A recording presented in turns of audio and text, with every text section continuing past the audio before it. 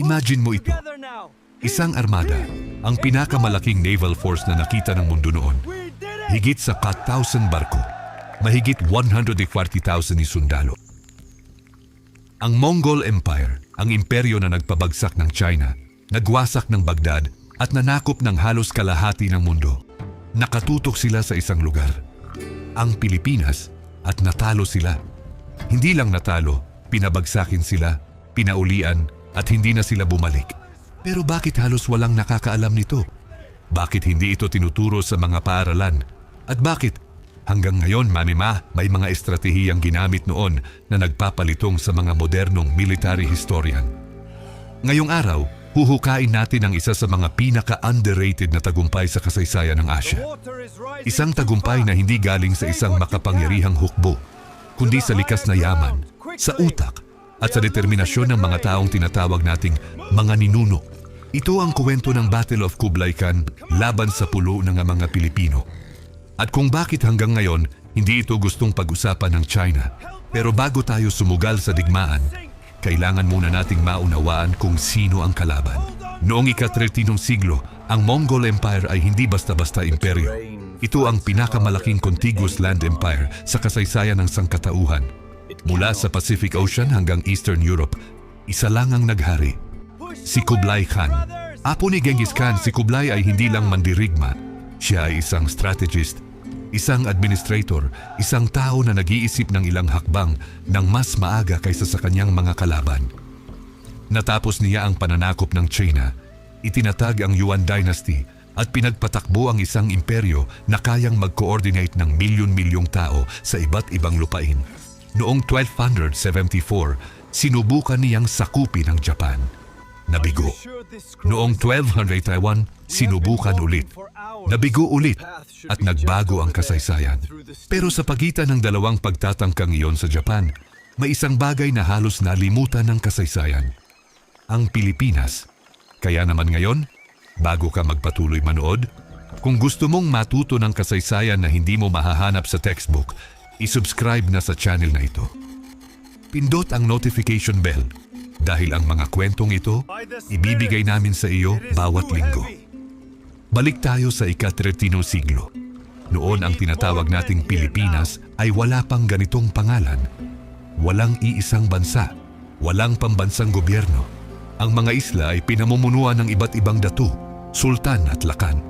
Bawat isa may sariling kultura, wika at paraan ng pakikidigma.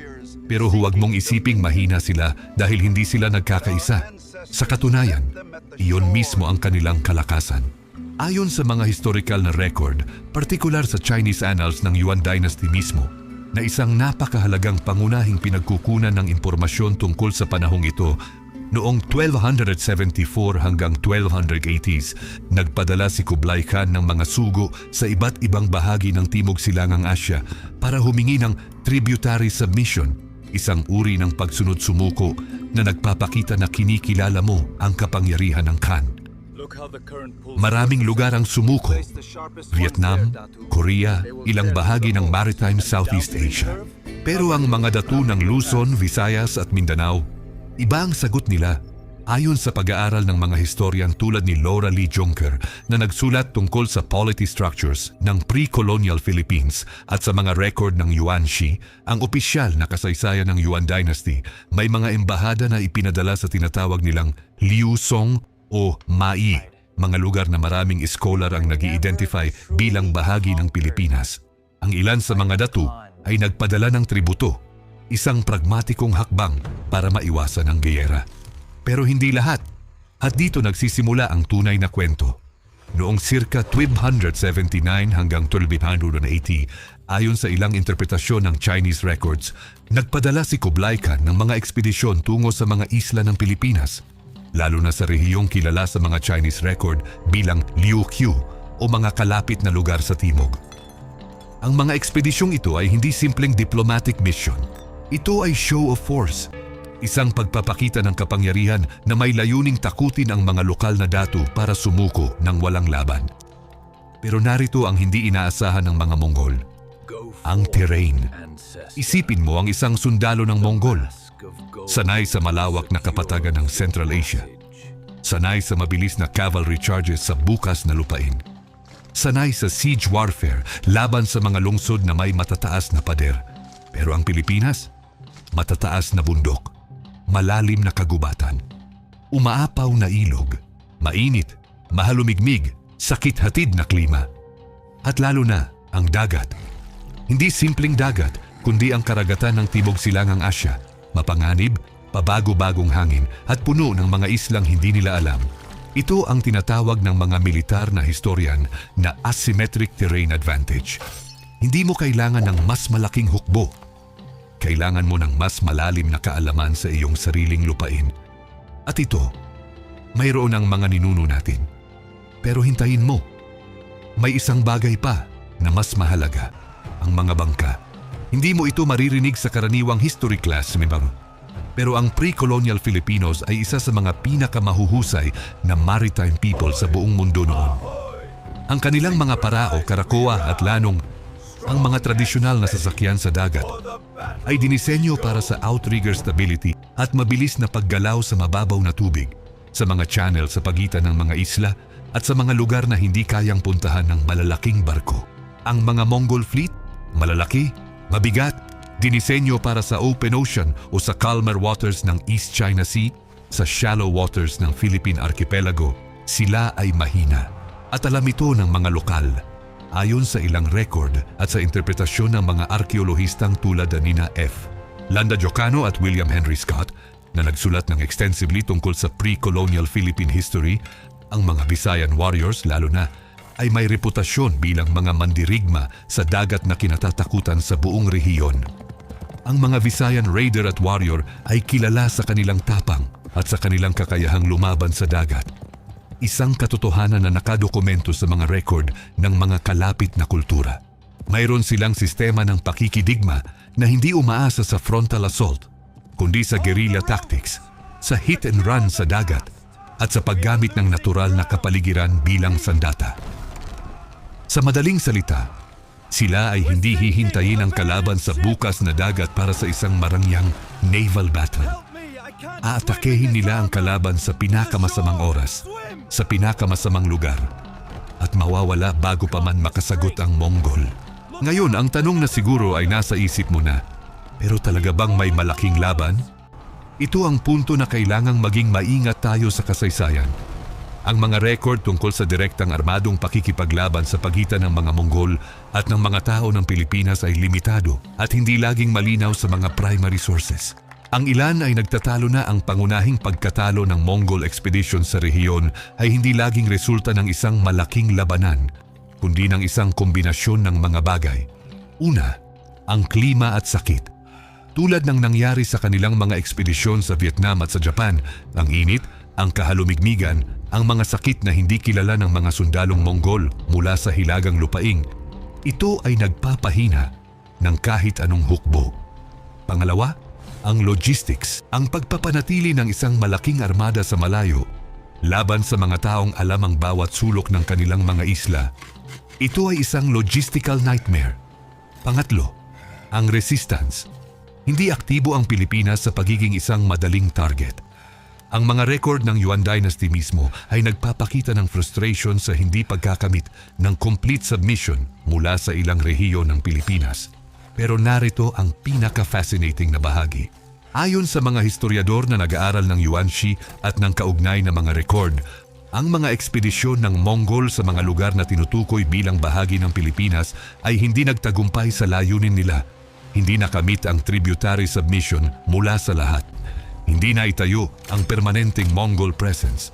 At sa isang imperyo na sanay na manalo, ito ay isang makabuluhang resulta. Hindi laging kailangan ng isang dramatikong tagumpay sa labanan para sabihing nanalo ka.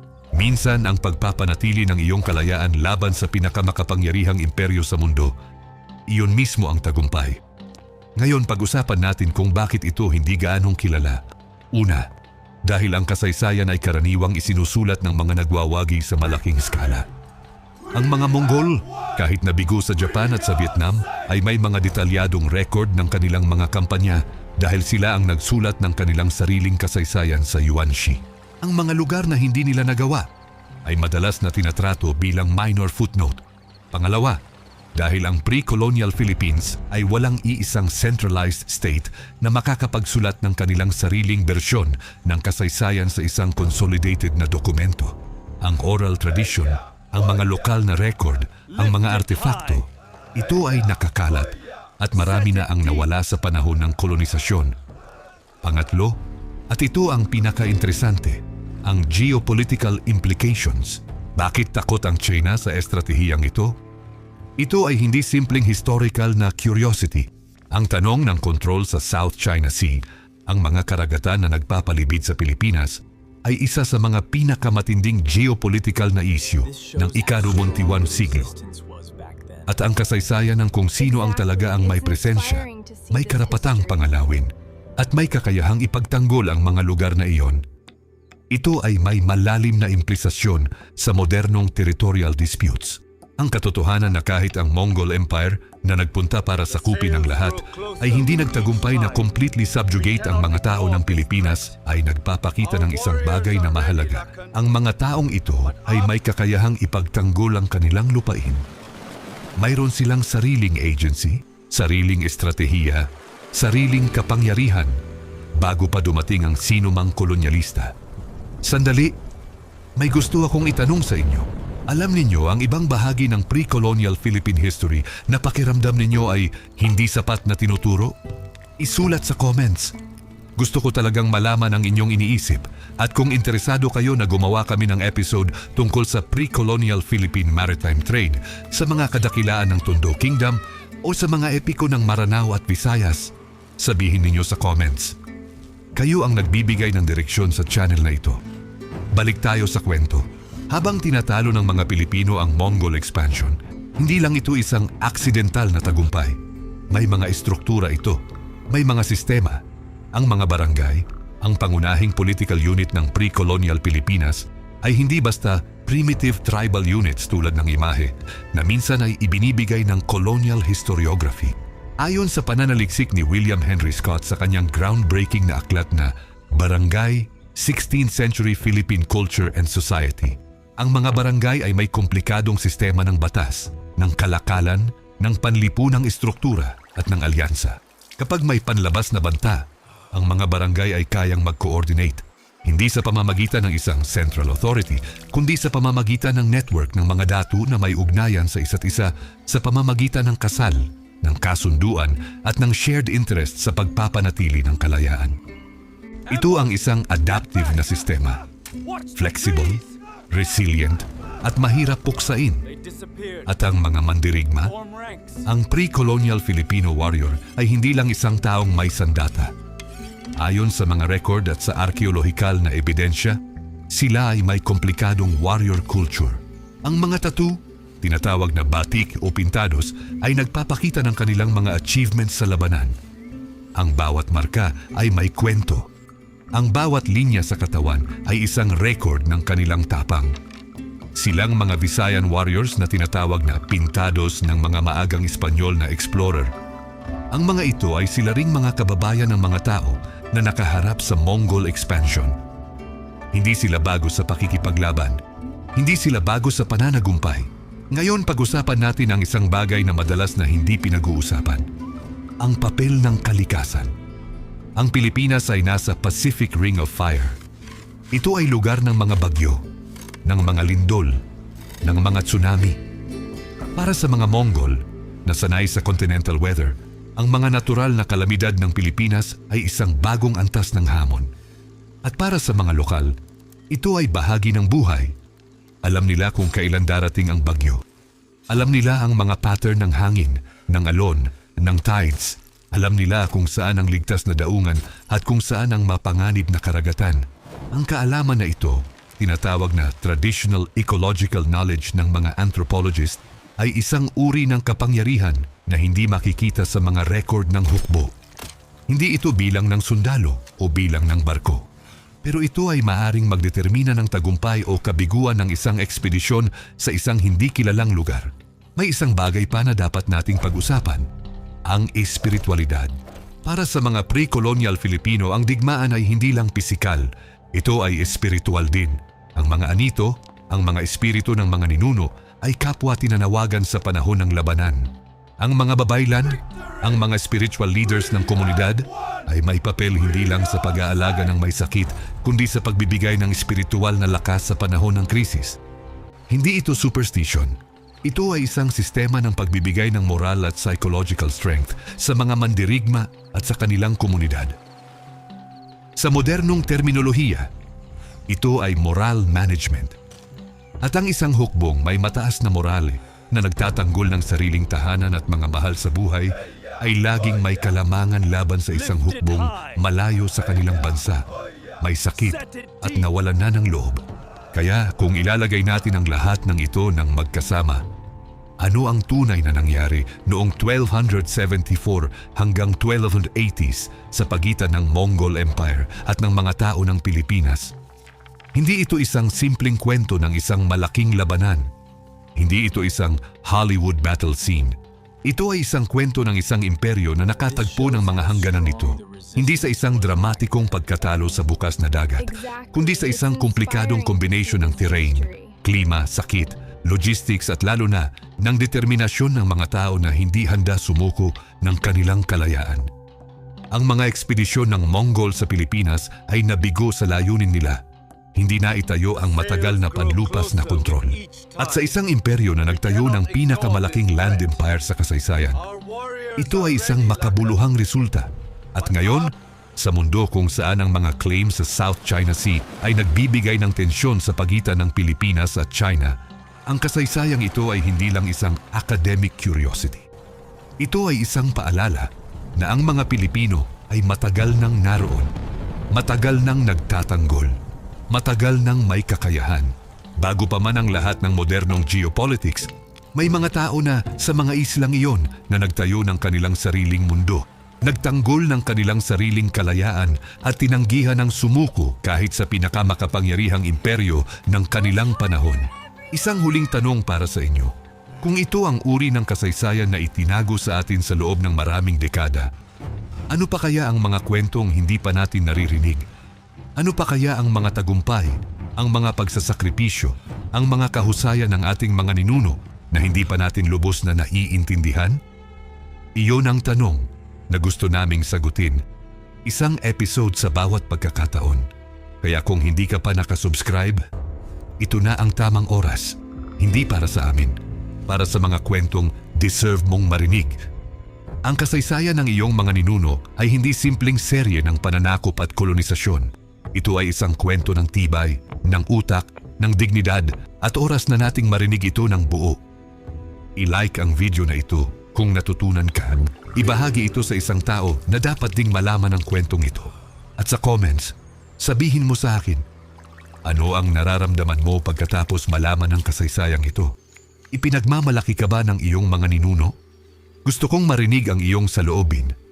Hanggang sa susunod na episode, huwag kalimutang ang kasaysayan ay hindi basta mga petsa at pangalan.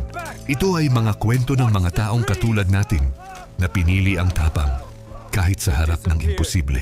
Ang video na ito ay isang artistic reconstruction na ginawa gamit ang artificial intelligence batay sa mga available na historical na record at pananaliksik. Ang ilang detalye, visual interpretation at narrative framing ay bahagi ng creative storytelling at hindi dapat ituring na katiyakang siyentipiko o ganap na historikal na katotohanan. Para sa mas tumpak na impormasyon, inirerekomenda naming kumonsulta sa mga pangunahing pinagkukunan tulad ng Yuan Shi, sa mga akademikong gawa ni na William Henry Scott, Laura Lee Junker at iba pang mga dalubhasang historiador ng pre-colonial Southeast Asia at sa mga opisyal na institusyon tulad ng National Historical Commission of the Philippines.